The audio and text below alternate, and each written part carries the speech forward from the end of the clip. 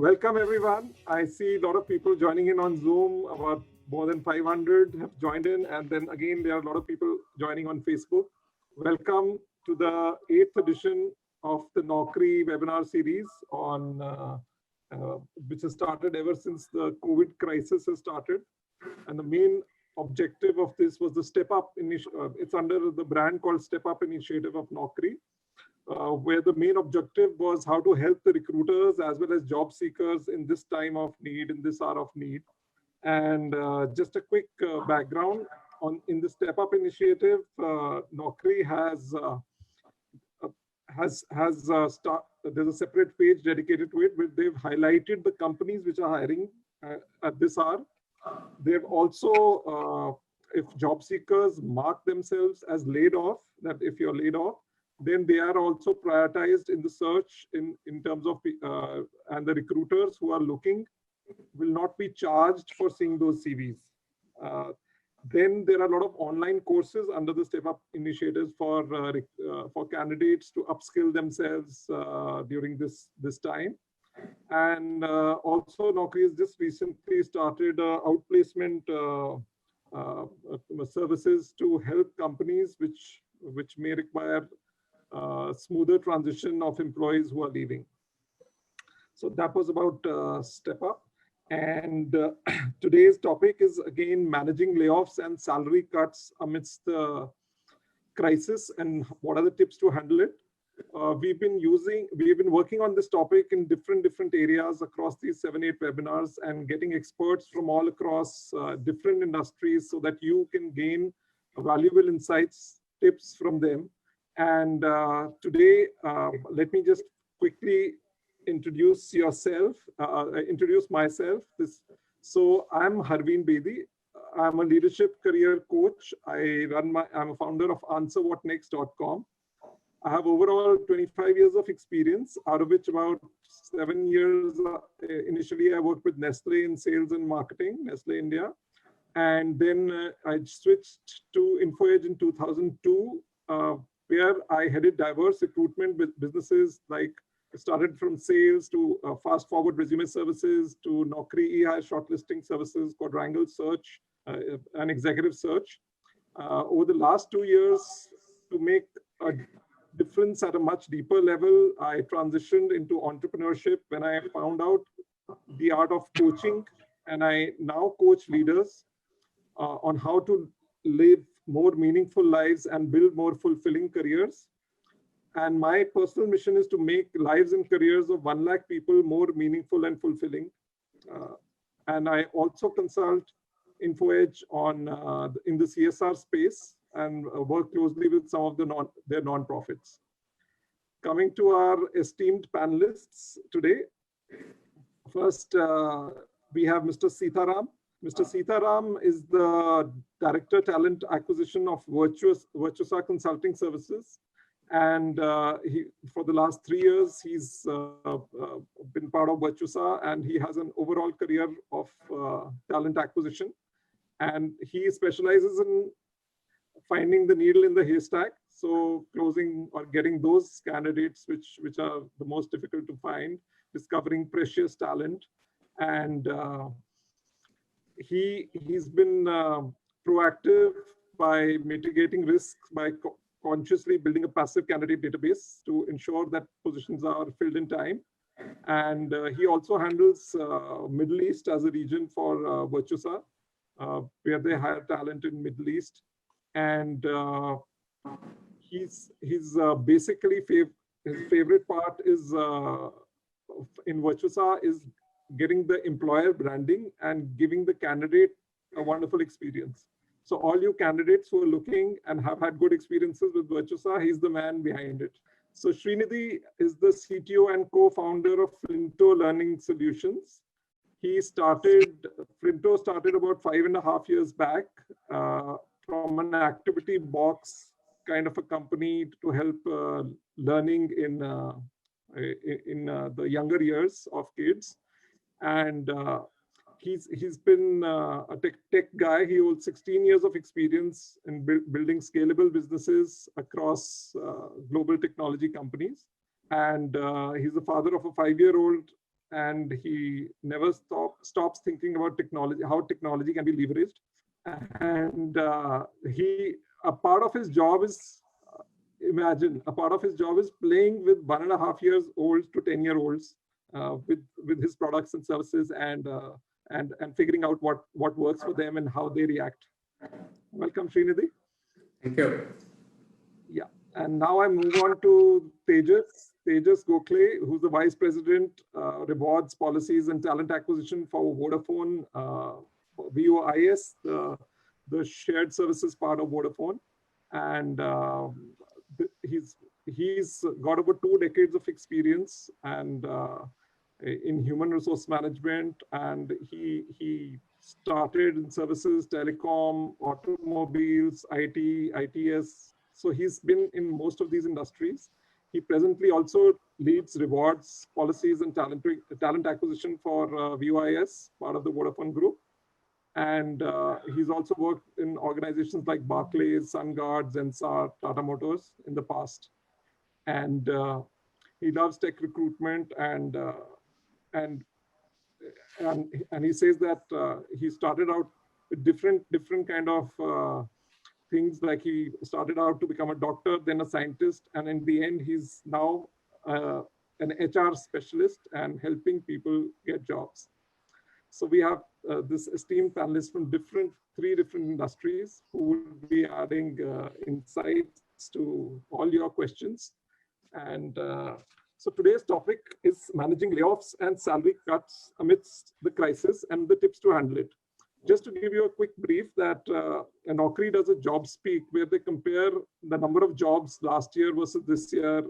And in May, it was, so let's say in May, the comparison to last time was, we were 44%. We just had the 44% number of jobs compared to last May. But the good news is June, the number of jobs on the site have shown a growth, and we are 33% up over the last month. So it seems that the bottom has already happened in May, and we have a good time to look ahead. Each of your insights, let me start with again Shreenidhi this time, because you're a startup founder, a tech guy. What are your industry insights, the startup industry? How is it handling the current layoffs, salary cuts, and what would be your, and in terms of freshers, mid-management, and senior level people, as an industry as such? Okay. So the COVID has always brought in some kind of stress around across the industries. But what I've seen from my specific industry with edtech and technology perspective, we see there is it's only a small amount of dip during that initial period of lockdown. Whereas I see there's a positive or the steady growth in terms of edtech space, as well as the technology space. Have you seen all the schools have been shut? So there is a lot of demand for the digital space where the people are going towards the online classes, and even the schools are also actually conducting online classes starting from 2-year-old. And every day my son sits in front of a computer and says he'll be juggling with his school other classmates. So there has always been a steadiness in the edtech space as well as the technology space. Technology space is more of a lot of other industries are actually getting into the digitalization part. They're taking this as a time where they can automate a lot of things, digitalize a lot of things, replace the physical stuff into digitalized stuff. Wherever they can bring in IT and IT related services, and they are like offering. I'll not be able to speak much of the other startups, but there have been a couple of startups who are also actually stressed out. But as being a person from the startup field, it is the test of your product, your company, your business process, and all your strengths to be resilient, lean, and survive those kind of what do you call it, the the tough times or the big time, all those kind of difficult times. Exactly, I can So a quick one on, let's say, the startups which across, I'm seeing your circle, which are have you seen some senior level people being laid off or some freshers being laid off because of business models changing? I wouldn't say that. I wouldn't. I see. I've been listening to some of the news from the general papers and newspapers. With respect to other companies in my edtech circle, I have not seen any of the layoffs. It's only a small period of time. There may be a dip in the salary, or probably making the whole. There's always be some kind of an extra people who will be actually kind of a bench, and probably some of the companies might make him go off, because it's always the conserve the cash and be stay away in the game, like stay up in the game. So as far as I know, with my circle in the tech space, things are like very steady, and the tech space also, like, even people have started hiring as well. So that's how it is. So all the friends listening in understand EdTech is the space to be. If you want to go into EdTech, that is booming like crazy. Everybody's online doing courses. That's one space you should definitely watch out for. Yeah, one more point is like EdSpace. Yesterday, recently, the government also rolled out the education policy with the education ministry. Starting, the EdTech starts from preschool, not from the K-12 or the high school. So it starts from preschools. You can see a lot of things happening in the primary education space, like company like us, and definitely there'll be a lot of insights onto the company, the education space as well. Yeah. Right. So coming to Mr. Tejas Gokhale, what would you see in your, I'm saying, Vodafone shared services experience, captive experience? What is happening in captives? And in terms of salary cuts, in terms of how our industry is managing it. Right. And I think typically the GICs or captives, as you call it, normally they function in the technology and technology enabled services space. And what I have seen is that the reaction to the COVID situation actually depends on the domain that they come from. Because ultimately you are serving a parent organization and its units, which is in a certain industry domain other than IT/ITES in most cases. So generally, therefore, you will not find a common thread across. And in terms of VOIS, what we typically call as Vodafone Intelligent Solutions now, erstwhile known as Vodafone Shared Services, we being in telecom industry, I think to that extent, it was a good news, because telecom sort of, after the traditional roti kapada makan, what we needed the most in these times is network. So telecom as a sector has been very, very busy from the day the lockdown started happening across the world. And folks from VOIS had a very critical role to play in terms of supporting this entire operation. And for that matter, also on the build side, to accelerate any of the digital initiatives that were being taken across the globe. So we have been extremely busy, touch wood. We haven't faced that situation. In fact, a good amount of hiring continued to happen during this time. We committed to a number of internships which were executed online. So it's been good. But yes, there have been organizations that I've heard about, which are in the same space serving some other domains, which have been hit to a different extent. Generally, the good news though is that the HR community as such has come together well. I think the first reaction, even when organizations have been hit negatively by COVID, is probably to stop hiring. And then only if required, I have seen them moving into phases where they probably would look at freezing the bonuses, thereafter looking at salary cuts. And generally, I've seen organizations look at a layoff as the last resort, only if there is no other option left. So I think it's been a real taste of all our BCP situations, all our digitization efforts. I can't imagine where we would be had this happened about 10 years back. So I think while it's a negative situation in that sense, but we are in much better times to deal with it, is personally what I feel. Got it. Mr. Seetharam, what would you say in terms of happening in your industry, which is IT as well as a little bit of consulting, in terms of layoffs, salary cuts, and how are people dealing with it? So, Harvind, thank you for the opportunity. Thank you, Naukri team. Firstly, let me shed some light about what's happening today in the industry, and then I will get down to the IT industry. So this pandemic has reduced or curtailed the spending power or the pattern of people, you and me, definitely. It's the neighborhoods, the new ones, the nearest ones. It has also, secondly, reduced the revenues of the organizations, most of the organizations. Yeah. I would like to quote a couple of examples. One, a friend of mine who is my employee, who travels frequently on a private cab on a daily basis, who spends about close to 600 to 800 rupees. And where the demand was there and supply was also there, cab aggregator industry was able to make good money. And prominent time when people travel, there's a lot of surcharges on 1x, 2x, 3x. As opposed to today, the industry is going through a tough situation. The demand has come down drastically. People are very scared about traveling outside, stepping outside.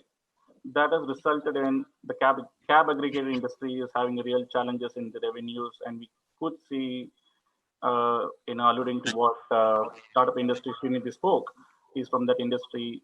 That particular industry is having a challenge in revenue and resulting in top level exits, and also the so-called pay reduction, etc. happening. So that is one example. The number two example I would like to allude is, in my neighborhood, in my own community where I have a supermarket, in the initial lockdown period, when I stepped there to get some products for my household, which is the Dettol, which is antiseptic liquid or hand wash, the products were not available in the supermarket.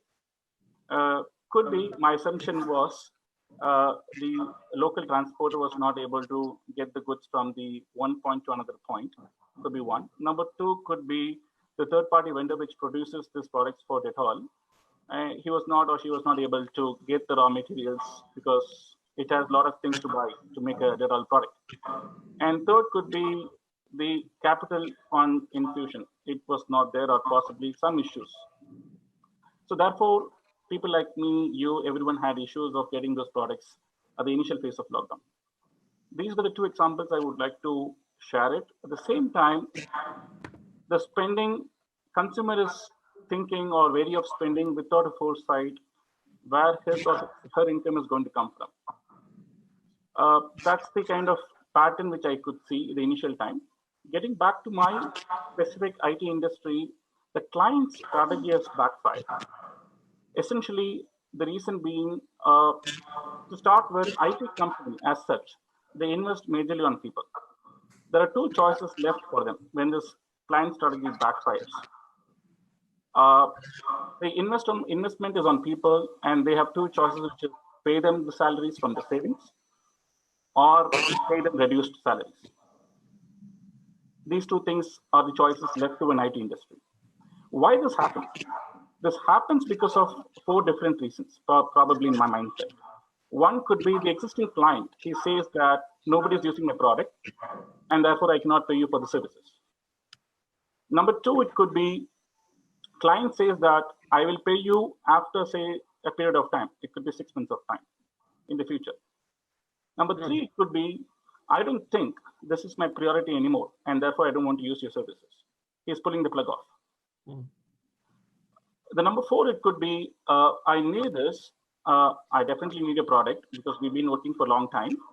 I definitely can pay you in the future. But for now, can I get a volume discount of 40, 50, 60%?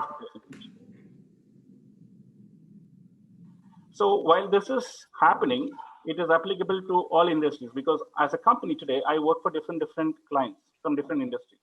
So this is applicable to every industry. At the same time, for a company like IT industry, the holy grail is cash flow, right? Obviously, a business would be little careful at this point in time to thrive for the next one or more year to hold those investments. So therefore, they definitely would like to keep those cash flows with them and not possibly put in some investment projects.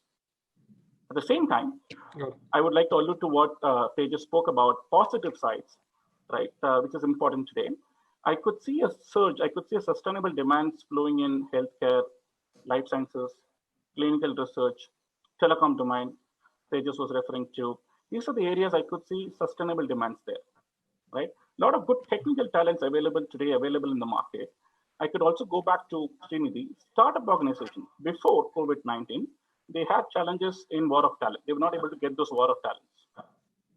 Today, it's an opportunity for startups as well as good technical talents to handshake with each other and join their organizations. These are my initial thoughts, Harvind. Yeah. Thanks for your valuable inputs. And friends, there are a lot of opportunities in automation in specifically like telecom became the backbone of today. Everybody's on voice and video. And digitization is again something which everybody is working on. So a lot of opportunities there. And now, just to understand, since most of you would be job seekers, I would just do a quick poll, another poll on what are the reasons why you're looking out for a job right now. And the options are, is it better career opportunities? Is it fear of being laid off? Is it salary cuts done by the organization? Or you've already been laid off? Any other? Or the last, you're not looking for a job change? So if you could just spend 10 seconds and fill in the poll, people again on Zoom, on why are you looking for a job change at this point of time, then it will help us steer it towards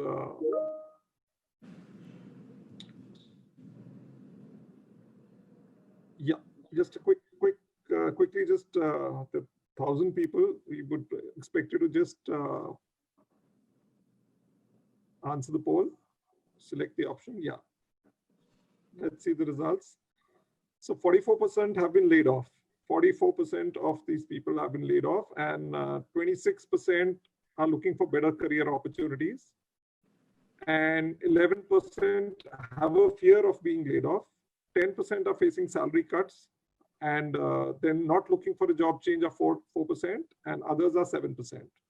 Okay, so we can clearly see, fellow panelists, that there are a lot of people who've already been laid off, who are there, who want to understand how to start. So let's focus a little more on people who are being laid off. And let me ask this question: will being laid off due to in the current pandemic be looked as a taboo by recruiters? And I would want you all, I would just ask this, if you could spend 30 seconds on it, that would it be, and let me start with Seetharam only, would being laid off be seen as a taboo at this point of time? Yeah. Thank you, Harvind. I think my short answer is no. A recruiter or an employer today knows very well what is happening today in the industry. People are out in the market is not because of poor performance. It is a business necessity why they are out in the market for looking out for jobs, from the survey I could see. And so there is no taboo as such. Number two is that, why they're outside. 44% I could see people are laid off. Maybe the companies, they were not able to see certain fungible skills within the person, right? When I say fungible skills, it could be a Java, or it could be a .NET, it could be a mainframe. I'm just giving some technical skills because I come from the IT industry. So because of not their fungible skills, and I talked about the 4 levers why clients are pulling the plug because of the revenues not coming in, and therefore these people are out in the market, right? So at the same time, I would also see a trend of people in the market. Generally, they lose about 40% of skills in the 3 years down the line. So what that talks about is it's important for us to stay relevant and be attractive by reskilling ourselves and upskilling ourselves. When I say reskilling ourselves, because I'm a tester, then I have to reskill myself in, say, SDET or say in a Selenium testing. Upskill is something like I'm moving from one particular technology totally to a different technology. That is called upskilling. So this is the time for job seekers to use the time effectively to reskill, upskill using this time period. And this also takes me to one thing called lifelong learning. It is no more a fancy name or a nice name. It is a reality for all of us that in the future that you need to upskill, you need to stay relevant in the labor market. Yeah, great. So Tejas, would you like to add something to this, that would, if your company or comes across a lot of laid off employees applying for jobs, how would you look at them? Yeah, and I think I pretty much agree with whatever that Seetharam said. The only thing that I would like to add is that, if you looked back, say into late 90s or early part of this millennial, India wasn't really used to a term called layoffs, right? It was something which was known to be a phenomenon of West. We were still growing and only hiring was the word of the day. But, we also have been through, for example, the crisis of 2008, right, which impacted India much bigger compared to any of the previous meltdowns. And to that extent, India is not new to the phenomena of layoffs now, right? So human resources as a community, recruiters as a community is far more aware and sensitive to the fact that layoffs can happen. And people who are laid off due to business circumstances are by no stretch of imagination people who may not have the required skills to do a good job. So I think for all of the folks on this webinar who may have been impacted by a layoff, I think you need to first build your own conviction that yes, what has happened. But please don't blame yourself for it. I think it's important that you keep your confidence levels high. It's important that we be open to fact of even sharing with others when we are talking about a job, an opportunity in our organization, what happened with us, in what context, and then rightly shift on to talking more about the skills, the qualities and experience that you bring to the table. It's no more a taboo in my view. And it's probably there a little bit more in our own minds who may undergo this unfortunate situation. I think the sooner we deal with it ourselves and come out of it, the confidence will return and outcomes will be there to see. Great. So Srinidhi, what would you say? I guess it is both Seetharam and Tejas explained brilliantly. I would like to add only a few points where it is specific to startups, and we see that people with the career gaps and where they come in a place where they have tried something and they failed. They know the point of failure. They know when to push, when to pull back. So we value those kind of sometimes we value those kind of candidates who actually have good competency, but they went and tried something.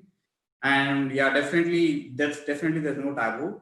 Apart from this COVID situation, there are so many other career gaps which can be. I am going to scale to Everest. I take a gap of 6 months, and let me scale it and I achieve something. So those are all some of the maybe it can be health issues at the home and parents, and some of the all these topics actually excite startup, and we like to hear a very prompt and honest opinion from the candidate. That will actually be helpful. Definitely from the recruitment perspective, it's not a taboo anymore. Got it.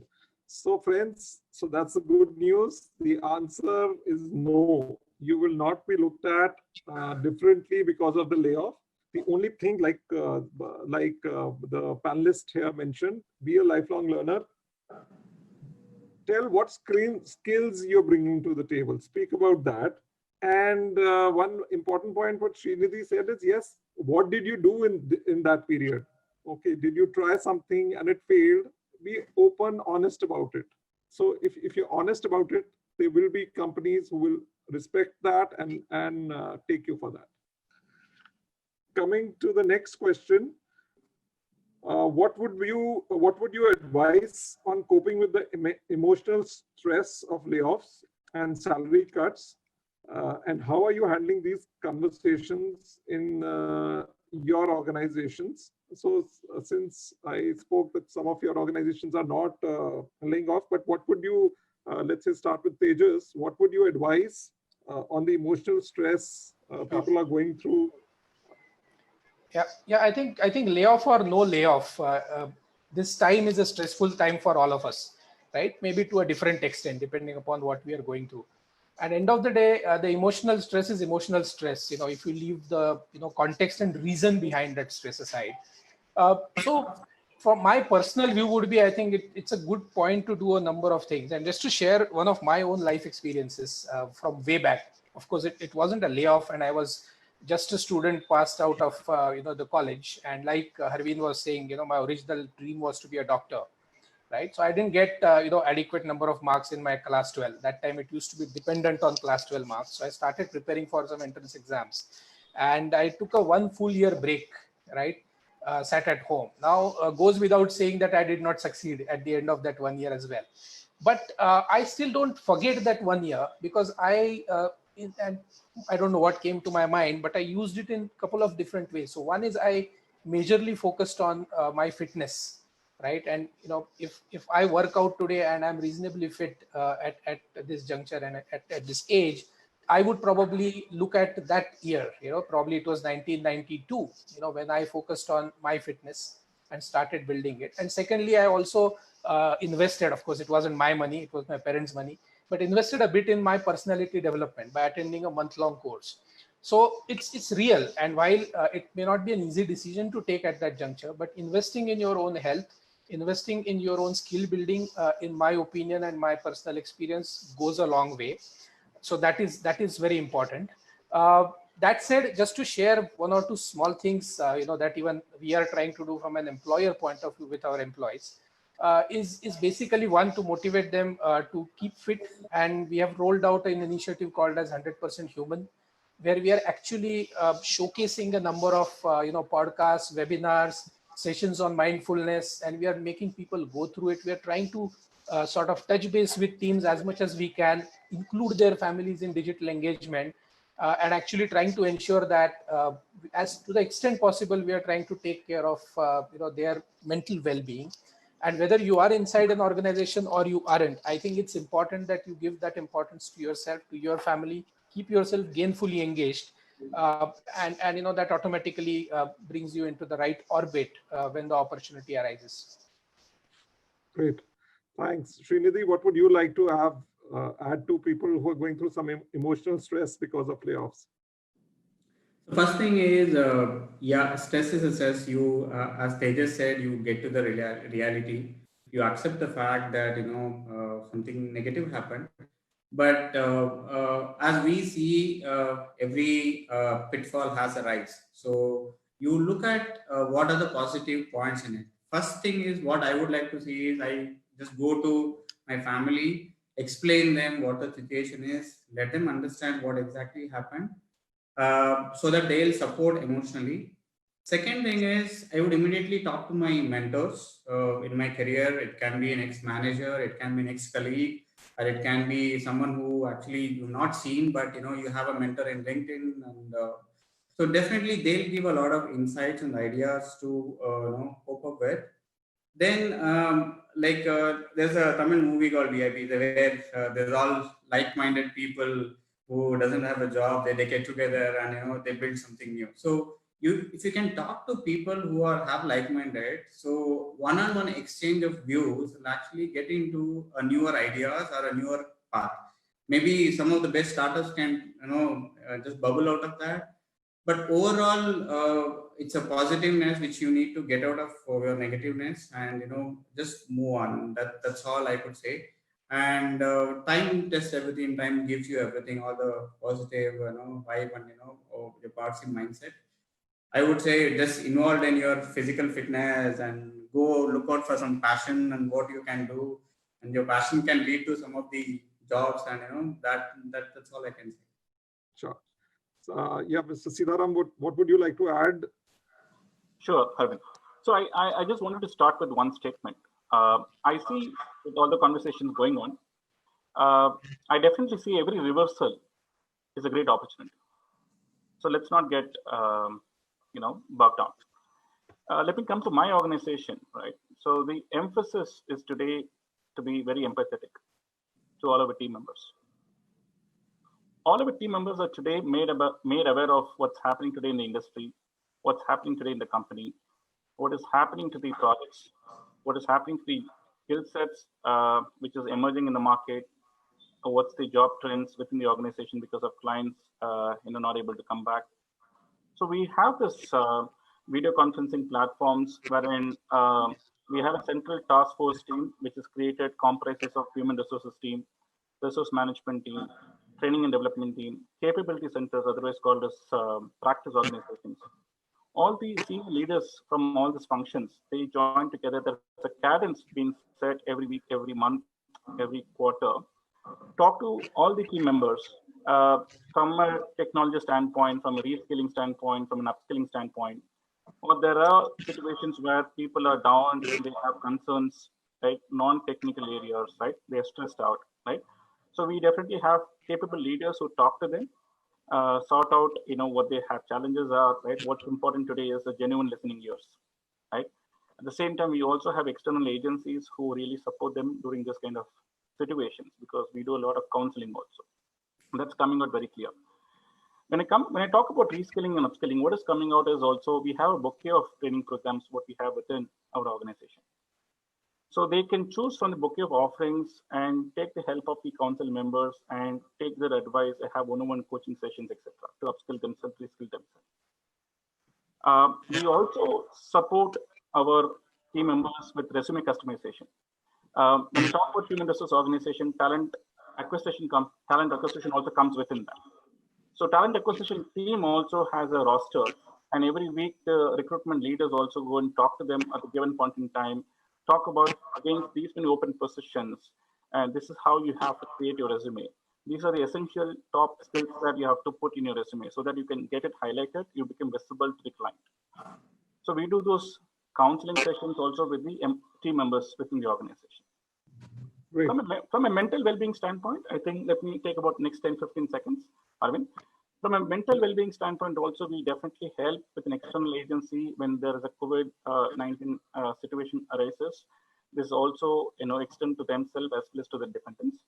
At the same time, what I was listening to Tejas also, we really focus on mental well-being by doing a lot of mindfulness classes, yoga classes, meditation classes, because you're sitting in the chair for about long hours. You do not know how long you're working, right? So it's important that a conscious break is important.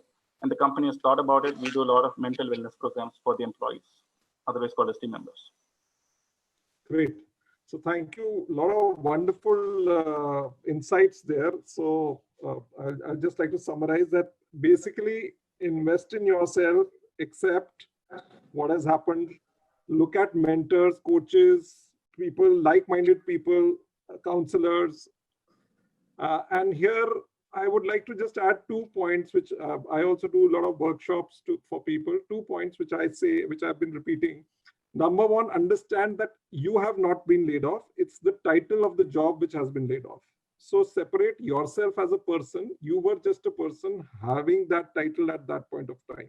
So if it was the HR manager has been laid off because the company in no way could predict today what is happening. The CEOs could not predict it.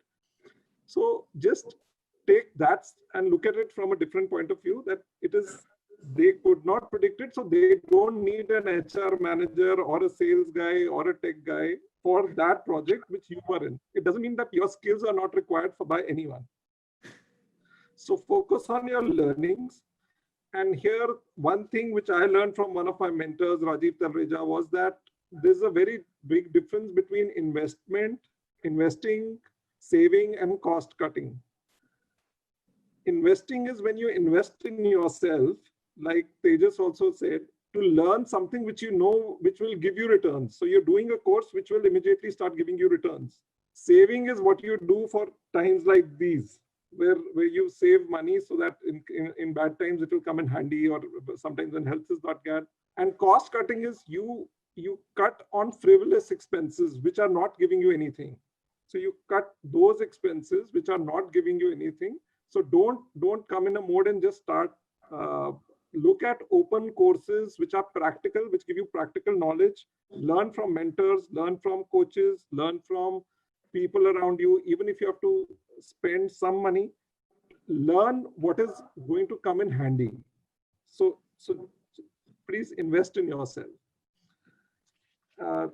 Going to the next question, what could be the practical ways to look for a job quickly if one is laid off?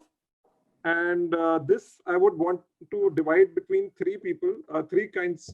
So let's say, what would be the practical advice for freshers first?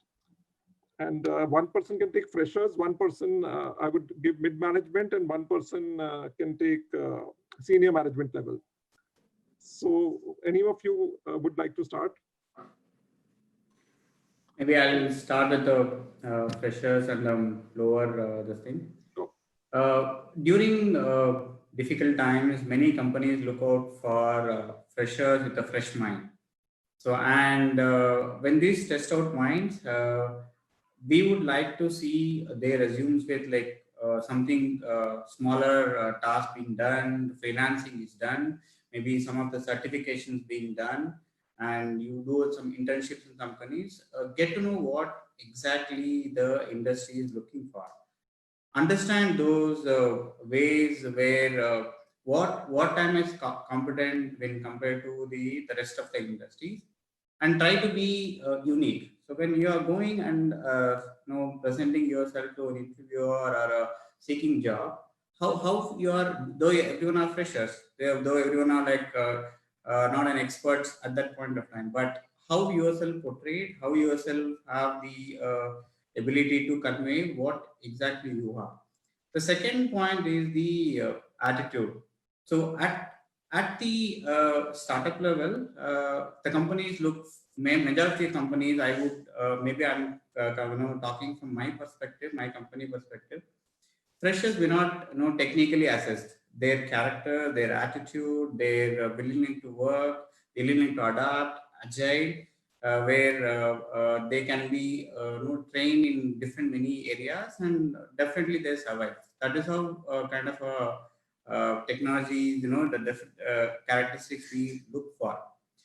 The third point would be yes, if freshers when they go for freshers are the initial experience of people when they go for interviews, it's not that doors are closed.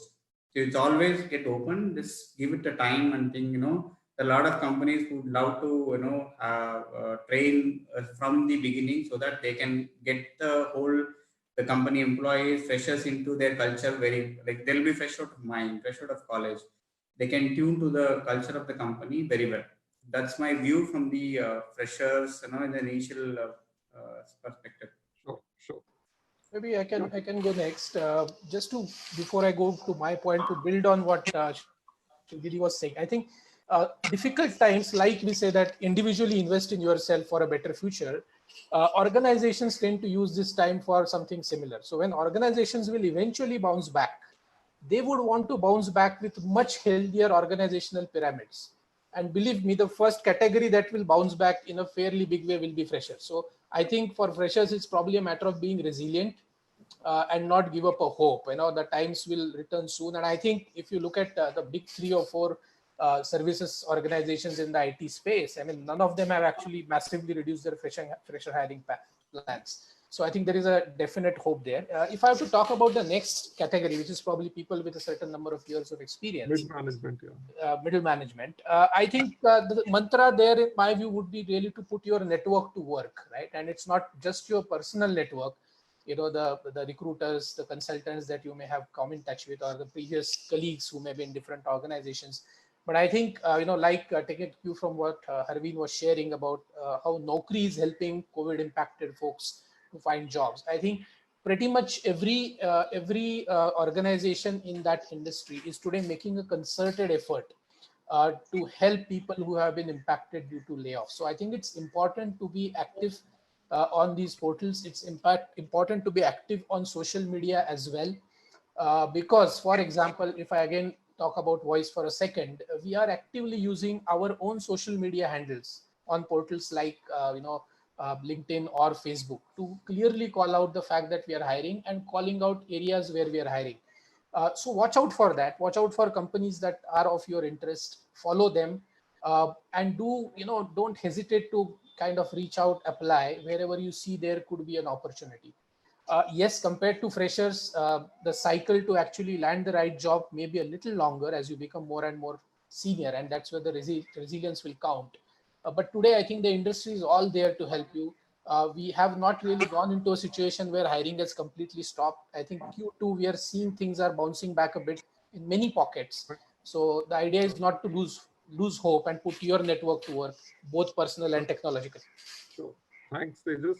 Yeah, Seetharam, for senior management professionals, what would you advise? How can they? Yeah. People who are 40 plus type, sure, 35, sure. 40 plus. Sure. I would like to concentrate on both mid as well as leadership. Yeah. Maybe I would start with saying that Tejas was talking about network. Of course, I would like to add extra point. I always believe is network is net asset, right? That's more important. So to all of them, it will take time. It may or may not happen immediately. That's the first statement I would like to start with. When it happens to us, the feeling of Groundhog Days effect comes in automatically, right? And how do we put that off and then start thinking productively and get ready for a job hunt by recognizing the emerging world order? That's more important. What I mean by that is you have to keep a close tab on what's happening today in the market. There's a misconception always. How do I meet people today in the post-pandemic lockdown? I can't meet people. Then how do I really get to know them? To put this misconception down, today there are a lot of people available in social today to engage with you, to talk to you through video conferencing platforms. This really talks to me about social and building a good LinkedIn profile for yourself. It's important that you have to use this opportunity to take your first advantage, right? And therefore, it is like not reaching out to them for an immediate opportunity. It is like, sowing the seed and then allow the plant to grow. You have to get into meaningful conversations. It's more important, right? So let me get to the certain tips that I would like to talk about in the social platform. What I mean by, to know about what's happening around you, you should really know what's happening in the technology trends, which is going to impact your culture as well as, market. You should also know about what's happening in the job trends through social platforms. You always see in the LinkedIn or social on the right side every time what's happening in the industry today, which companies are hiring, which startups are hiring, which edutech is hiring, where the sustainable demands are really flowing in. So you should always keep a tab to it. So it's always like, then the very important thing is building a very good social profile. And the most next step is building a quality and quantity of talents. That's the prime most thing. So once you start building those connections in your LinkedIn through when you talk about connections, it should be decision makers, influencers within the organization, in the industry. You have to start talking to them by just not sending an invite, by adding a note that's a feature beautifully in LinkedIn, in social. Talk about what you have been impressed by that particular person. Either you would have watched a video of that person or an article you would have read. Talk about that. Build a starting, building a good impression to start with. And after you start building a good quality and quantity of connections, the next thing you have to do is you have to nurture your connections very well. When I talk about nurture your connections very well, you should start engaging in blogs. You should start writing articles. There are millions of groups available in LinkedIn, but at the maximum you can be part of 100 groups in LinkedIn or a social, right? And therefore, it is important how you engage in those group conversations. It's important to like, it's important to share your thoughts, your perspective, how you have seen that industry in certain areas. You have to do that. You may not be able to take that, every day an effort of 1 hour, at least spend some 15, 20 minutes, 30 minutes in a day. So once you start engaging with your, connections, it is most important. You have to create a strategy how to engage with them. And the hunt should be mostly through a social way, right? Like I said, first impression is very important. So it's important to build a very good summary. There are five essential tips to impress and to attract a collaborator. The number one is in social, which I always follow these days. I also see this happening to few nearest ones in my, not my industry, a different industry, apart from the traditional job sites. The first thing is the LinkedIn allows you to build a very good summary, right? Besides your good photograph or your headline, it talks about a company designation, etc. You have to first ensure that you don't leave that summary blank. The number two tip is you need to really ensure that the 2000 characters are duly written properly by highlighting those essential or the hot trending skill sets at different intervals. That's more important because that's how a recruiter or a person who's looking out for you will be able to find you, because LinkedIn is all about, social is all about getting found. A traditional job site is a B2C kind of a conversation, right? You apply for a job, you wait for it. Whereas social is something like it's a two-way street. When you're looking for something, you get found also. So it's important that number two is you have to build a very good summary. Number three is use a very good resume in a social. When I talk about resume, it's about rule, it's about a playbook. You have to start talking about stories. You have to start talking about blogs.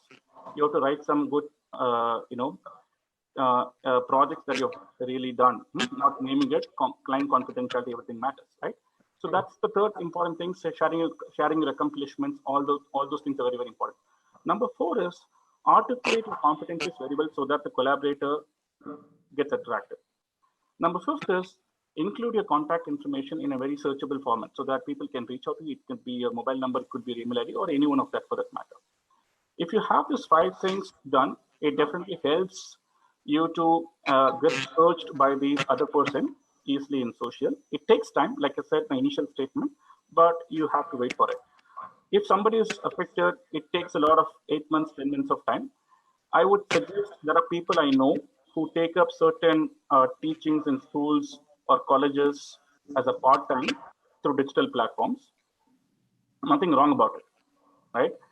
I would like to allude to what Tejas and Shreenidhi spoke about. They come, one gentleman comes from edutech industry, the other gentleman spoke about mental well-being and fitness, right? Using that spare time.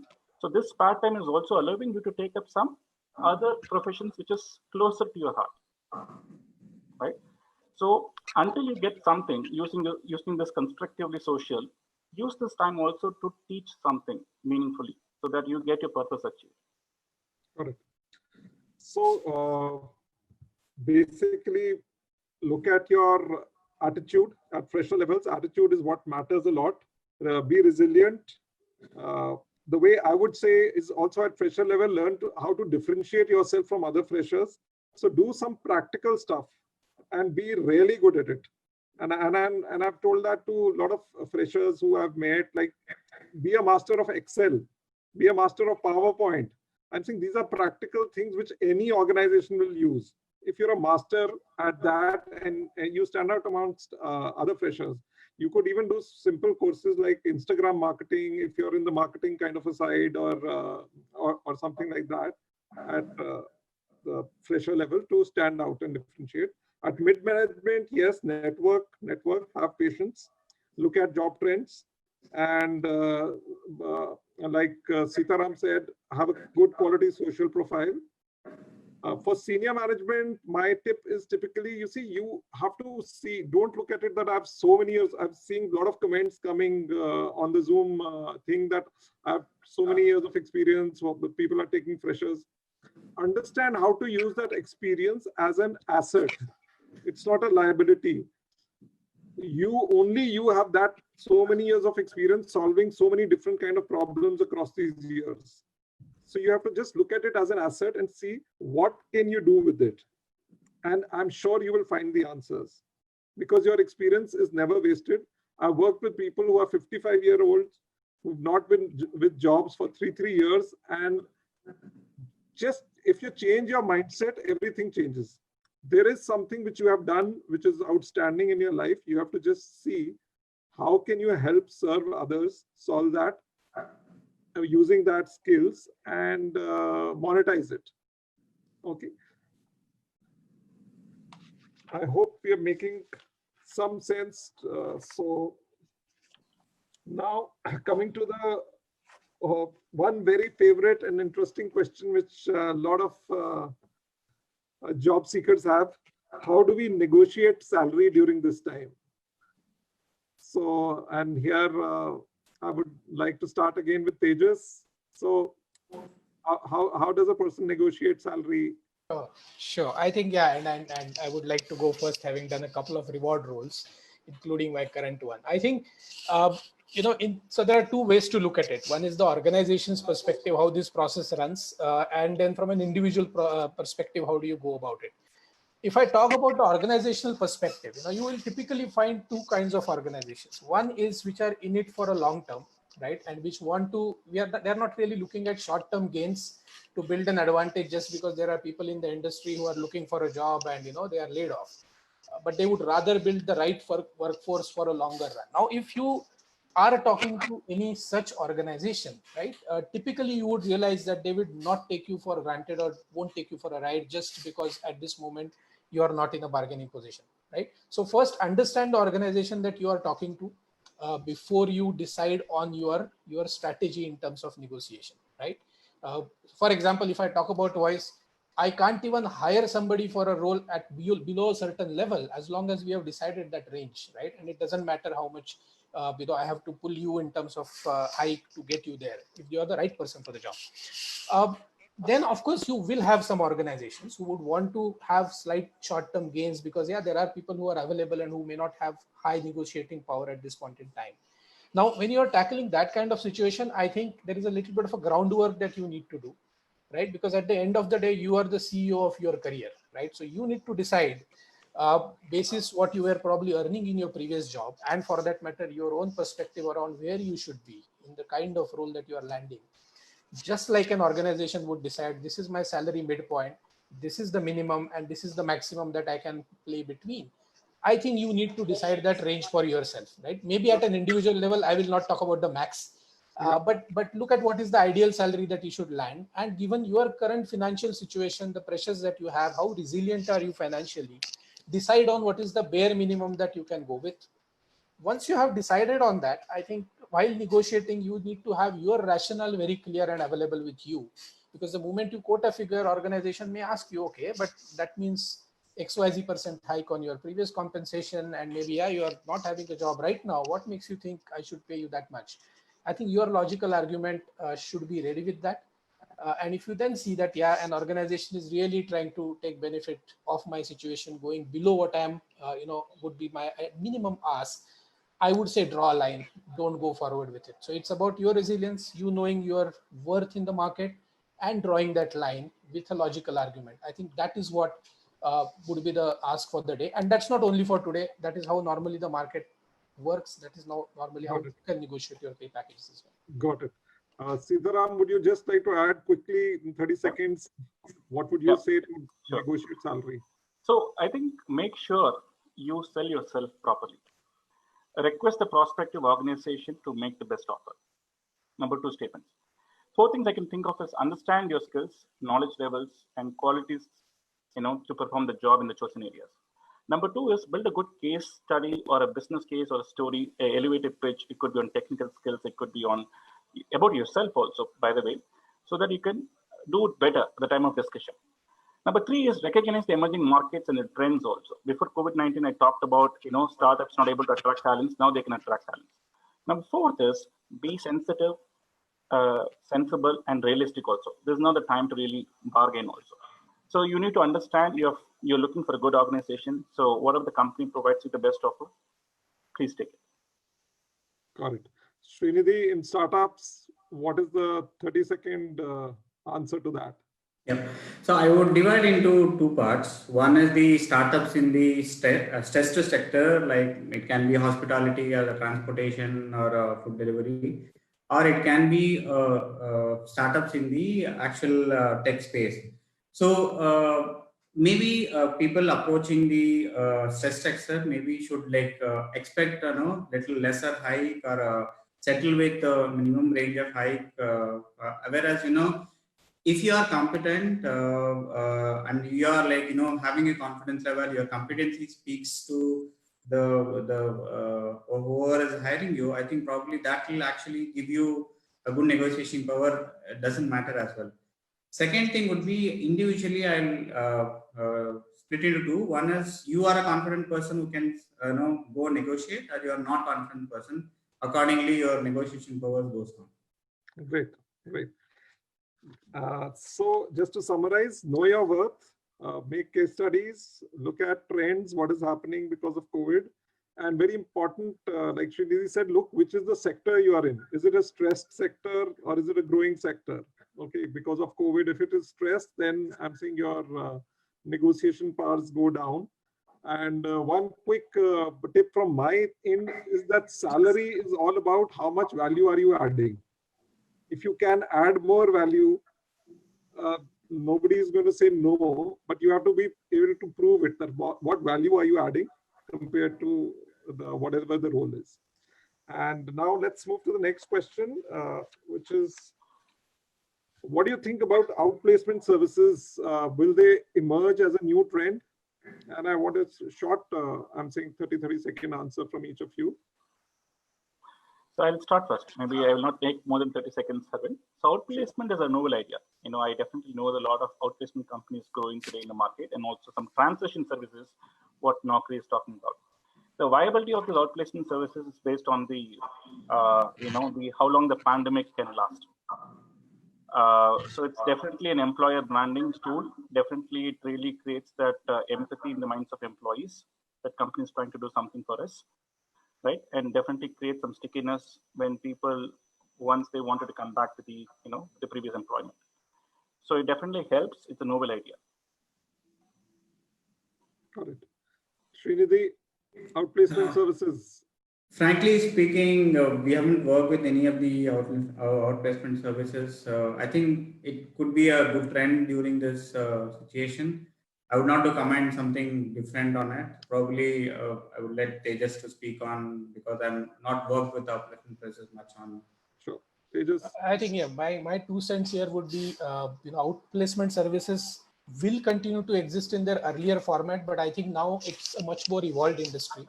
I mean, I would look at all the platforms that Naukri has provided, all the tools Naukri has provided, which are even available on, social media channels like LinkedIn. They are all forms of outplacement services. It's just that earlier we were only used to certain paid outplacement services that organizations would buy for their employees impacted. Today, it's actually out there in open, and you yourself can reach out. So I think it's kind of cutting the barriers between yourselves and your prospective employers. That is what is happening today. So it's there to stay, but probably not to that extent in the older format. What are some of the ways to approach recruiters during these times? Any tips? In Naukri also, I can tell you the trend is that 70% of the job seekers are found on the database rather than shortlisted from the jobs which they've applied to. Because if you put your profile well up, you put all the keywords in relevant sections, you get noticed. So a second question for Srinidhi, how do you handle anxiety in the team after a few team members have been laid off? So what we did is actually, basically what startups generally do is, I would say we have to be very transparent to all the team members. Startups will have a lesser number of people to start with. So founders or the senior management can directly go and talk to individuals, being transparent, starting from a product roadmap towards till the execution.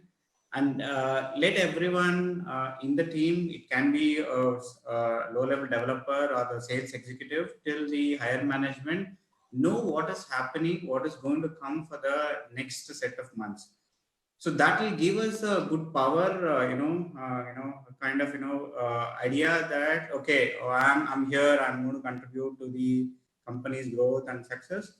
And communication becomes a very good media where the senior management split up their teams and specifically channel out the the next roadmap of individual. Even it can be a developer, or it can be a senior management, and lay out the specific growth factors for, let's say, next quarter, next half yearly, or next year, where we are going to be there in next 1 year, 2 years.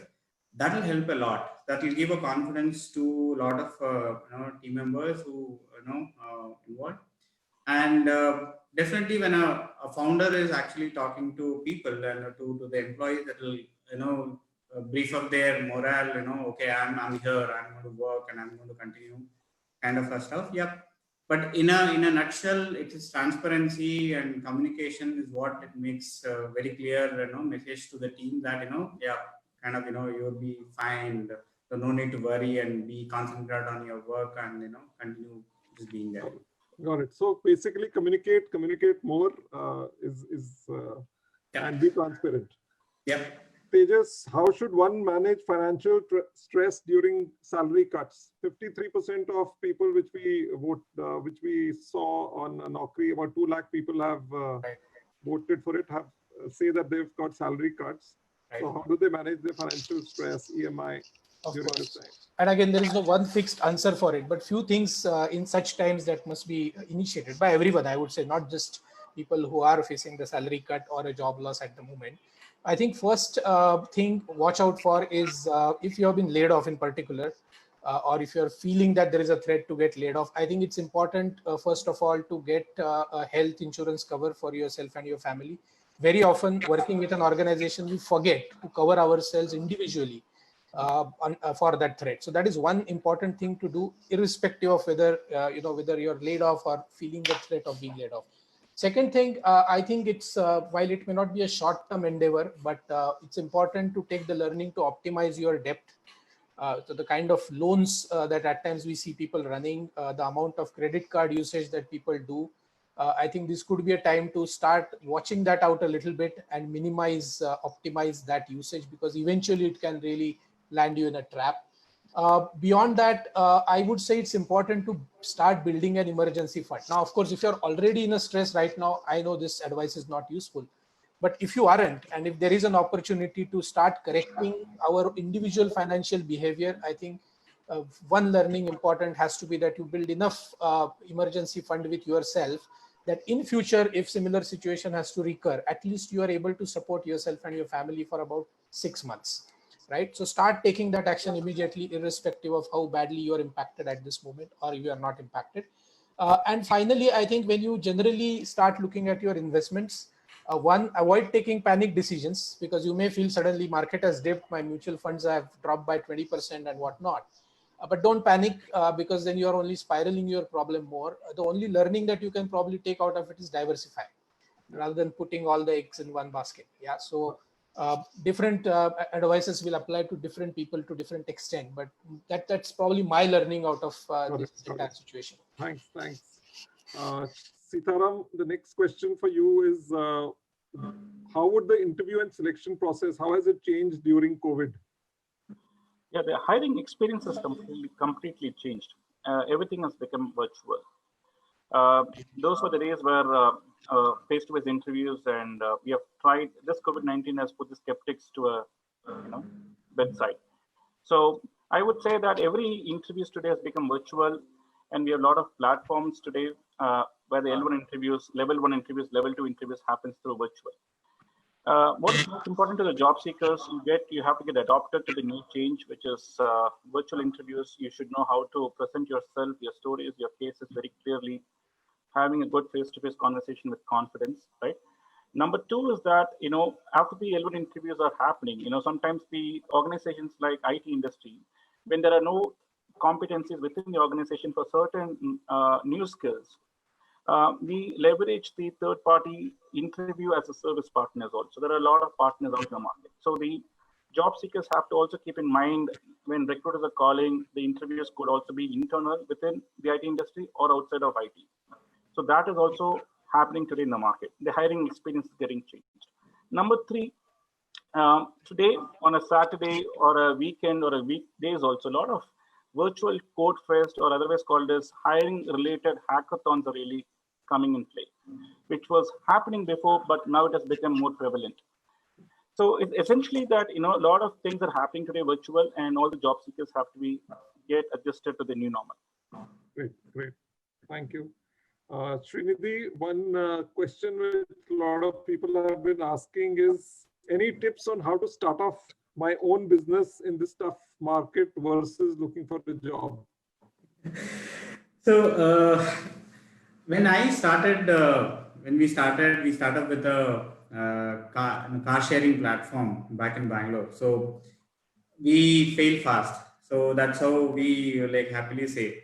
So then we thought that, okay, my friends who were like our colleague who is actually having a kid, and we come to know engaging him in a span of half an hour was a difficult task for us. And we know that there was definitely some kind of a product needed to help the kids to be engaged in a meaningful way.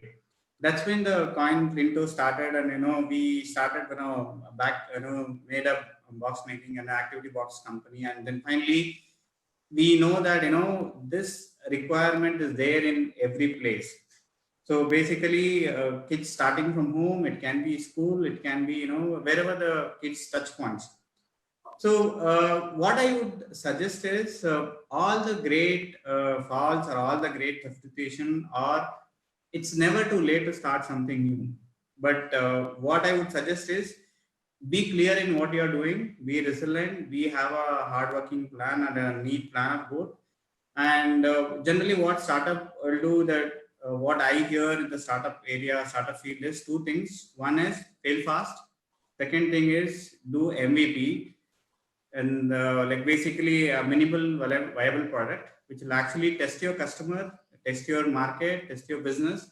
So, during these tough situations, rising funds would be a very difficult trend. So, what I would suggest is like, yeah, wait and watch and be building your product, understand the customers, understand the business, understand the revenue problem, and now operating models and everything. And yeah, probably when the things come up, and you would be a unicorn as well. Yeah. Yeah, so I would like to add to that because 30% of the people I coach also end up starting something or doing some self-employment in today's days. Yeah. Is that understand if you have the money to sustain yourself for at least 6 months to 1 year without Exactly. changing your lifestyle, then only go and think about this risk. Yeah. The second thing I would just like to add to what Srinidhi said is that why not, if you have a problem, because you see the world has been pushed, a reset button has been pushed in the world, and there are so many new problems to solve, and startups are the ones which are going to solve those. Okay, big companies will take ages to get to solve these kind of problems. So if you think there's some problem which you can solve, and which you have a minimal viable product which you can make quickly, then just go for it. Because yes, just have enough funds, because fundraising and in the current times may be a little issue. So just be sure that there are a lot of problems to be solved right now, and everybody is trying to pick and solve a problem if your skills can. Next question is for Tejas. Is doing higher studies in these times worth it? What would be the return on investment if we, because there are placements we've heard are not good? So, I mean, when I talk about higher studies, there could be certain short-term skills, and Arvind, you talked about it some time back, which could be useful for people to gain. For example, if you're a fresher and you want to quickly make yourself useful when you get into a corporate setup. So that's one kind. But I personally feel for higher studies, which is probably where you need a little bit of an investment, is also, this is a great time for doing that, because you would find that a lot of organizations, the courses that they do in regular times are now available online, and in fact they are giving you fairly good discounts as well. So actually, in that sense, if you are financially empowered at this stage and you want to prepare for future, this is a great time to invest, in my view. That said, I would caution that while there may be a lot of advertisement that goes around it, but ensure that whatever course that you pick up is not aligned just with your very immediate needs, but you are thinking about how you are actually planning to shape your career in 3 to 5 years. That typical question that you get in an HR interview, but it's an important question.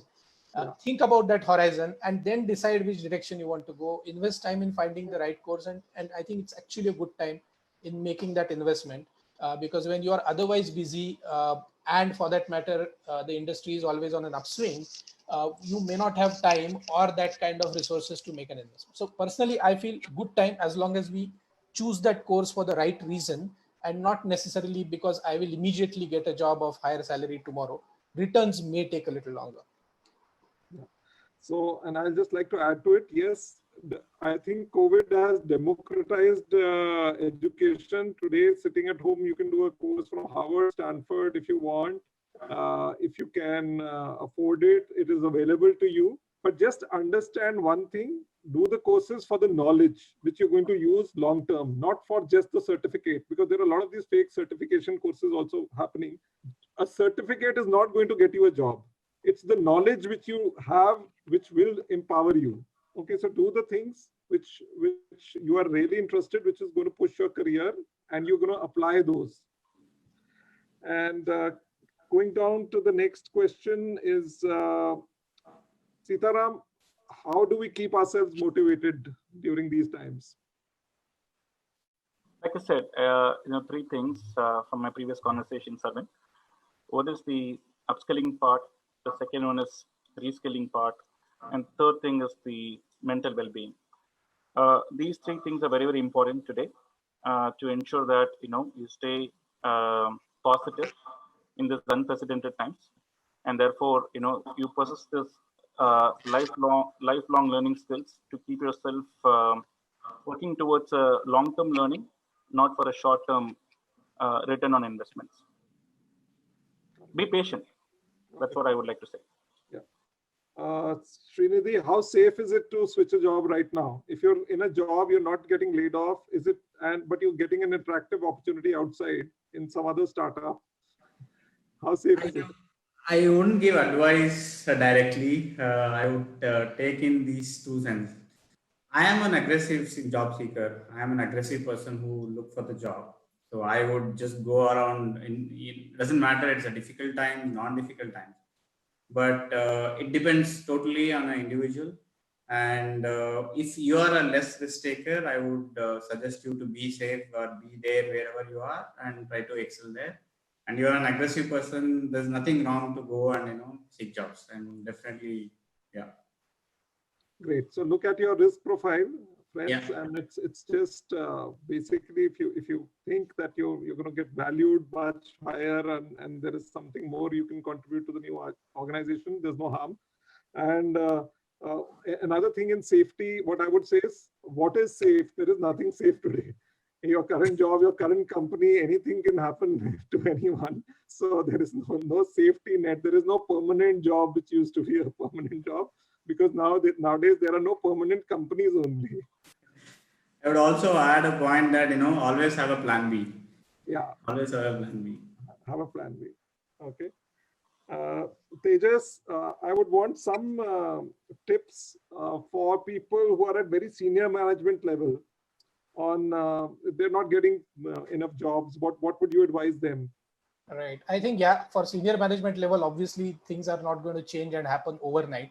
So it is essentially a resilience game. I think 2 or 3 things can be done in the meanwhile. One of that is, like I think Seetharam was talking about earlier, it's important to build your persona online on the social media like LinkedIn or any other portals that you may be using.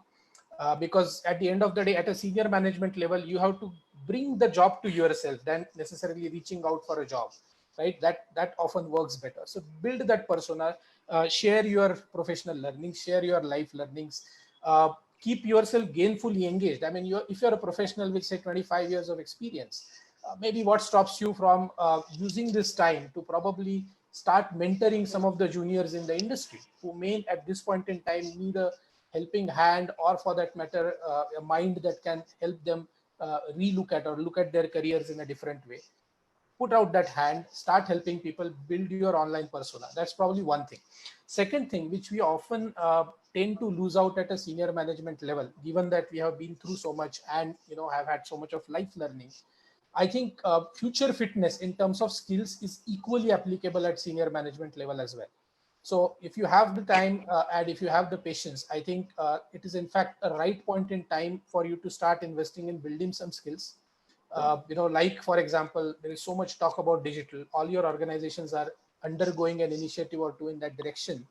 And while you talk about digital as a senior management personnel, do you really have the technical skills at times to use the digital platform effectively? So you may want to actually start using some of those skills for future.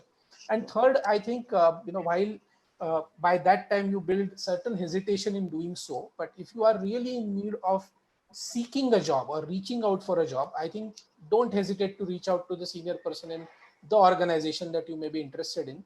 And I think all of us on this table who have done a fair amount of recruiting in past, there have been some success stories that we have come across where people have proactively reached out and we actually ended up hiring a super talent for our organization. So don't hesitate in reaching out for help and support.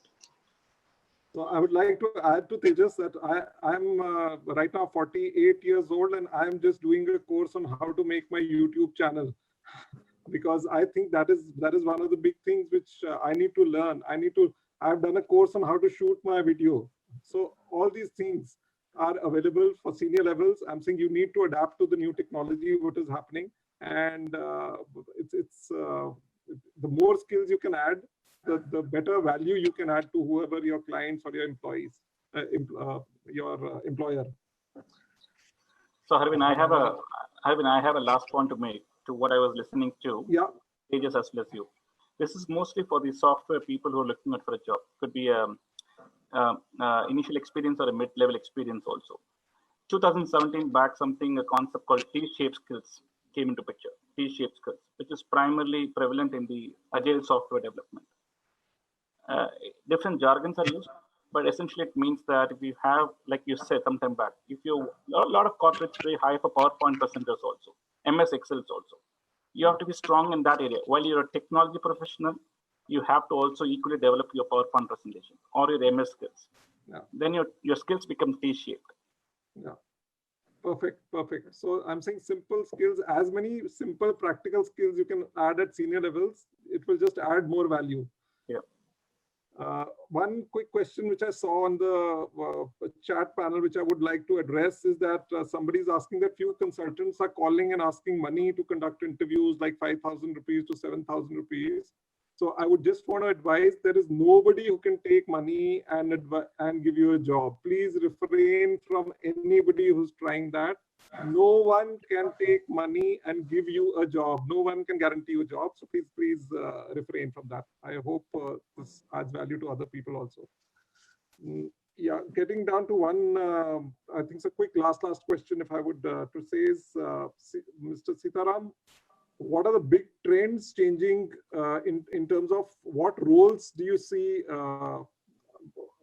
in your industry which are being hired for more? See, to begin with, there was a lull period in the April, May, June, but I see from June slowly onwards, when I happen to talk to Naukri people, there's a 33% of improvement in the job postings, which is a good sign. And I see in my industry also, my organization also, we have started doing job postings in multiple platforms and channels, which is a good sign. The other trend, which is also picking up, which is again in a new avatar, which is called as gig economy, which is otherwise freelancers for a short-term contract, which I see very, very, very prevalent in, say, I could see in some ad-rated jobs, which is for a high-tech client. I could see some same freelance jobs available for a technology jobs also. These things are prevailing. At the same time, I talked about T-shaped skills, which is also another thing which people are trying to develop upon. I also see in captive in India, India as such has about 1,300 captive organizations.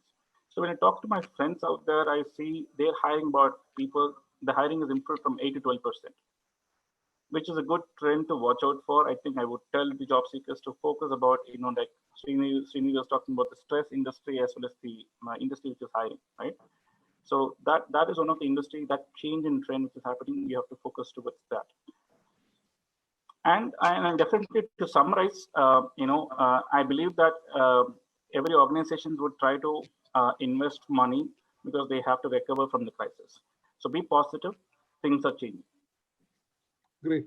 And I'd like to add to this that if you want to see which are the skills which are more in demand, on the Naukri Step Up page, what they do is they aggregate the number of jobs which are being advertised, and there's a section where you can see which are the skills which are more in demand. Yeah. And I'm saying there are, Naukri is one, there would be resources available which across different platforms on which are the skills which are being hired for. And if you are in that, and if that's what you enjoy or you thrive in, then go in for that. Just because one skill is in demand, I'm saying, and if it's not your skill at all, you don't need to look at it that way. You just have to see what are you really good at and what is the skill around it which you could add.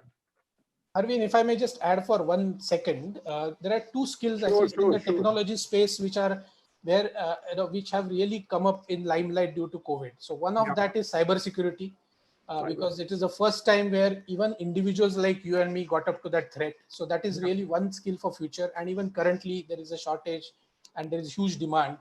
We are also hiring. And second one is typically data sciences. All of us have seen the power of data science. And there are numerous number of tools, applications, website that started throwing data around, COVID-19 and real data, real-time data.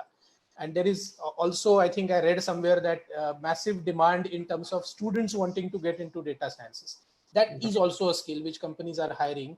significant demand, whether you are trying to apply for a job right now or building yourself for the future. Yeah, so for all the engineers out there, data sciences, AI, machine learning, these are big in demand. In case you specialize in any of them, you would always be in demand. And like cybersecurity, Tejas pointed out, is one big skill. So one question is which has come from the panelists, Deepak, not panelists, sorry, one of the participants is, what is your advice for people in the hospitality sector? Because hospitality has just been hit really bad, and people don't see it picking up in the next 6 months also. And there have been a lot of layoffs. So what is your advice? A quick one line. I would say think of some of the passive earnings from your past and have some alternative earnings. It just cope up with your financial stress. That's all. Just one point I would like to add. Yeah. Seetharam, what should a person in the hospitality sector who's been laid off do, let's say, spend 15, 20 years in the hospitality sector? I think, whatever we spoke for the last 1 hour time, I think many points would have been relevant to that gentleman or that lady, right? See, I see that every reverse will have an opportunity, right? And definitely hospitality industry, travel industry has been a big, retail industry have really gone through a big tough times in this COVID. They possess great communication skills. They're very hospitable. All those things are basically a excellent soft skills, T-shaped skills, which is required for other industries also. Going to what Srini talked about, those skills can be well utilized for online schools, edutech industries like Upgrad and Udemy, etc., where they need a lot of freelancers, gig economy workers to come and do some teaching for them. It's an additional income for them, right? So while they can do this, you also spoke about Harvind or even Tejas, it takes about 10, 12, 18 months of time to really get back to normalcy. Use this time for these online courses so that you can contribute back to the edutech industry, which is really, really growing. Yeah, so I would just like to add, because we're running out of time, is that please look at the industries which are growing. There are enough industries which are going, and focus on the skill sets. You see, you were in the hospitality industry, but you developed certain skill sets. So you have to use those skill sets. How can they be used in the industries which are growing, like you said, edtech, healthcare, hospitality may be growing, hospitals are growing, and so I'm saying healthcare is growing. So look at how you can transfer your skill sets to a growing industry. So I'd just like to thank you all. We've just come to 6:30, end of a wonderful discussion. Thank you, Seetharam. Thank you, Shreenidhi. Thank you, Tejas, for all the value you added to hundreds and hundreds, in fact, lakhs of job seekers out there on Facebook. And I hope they got something to think about and work on themselves and look at this more as an opportunity and not panic. Thank you.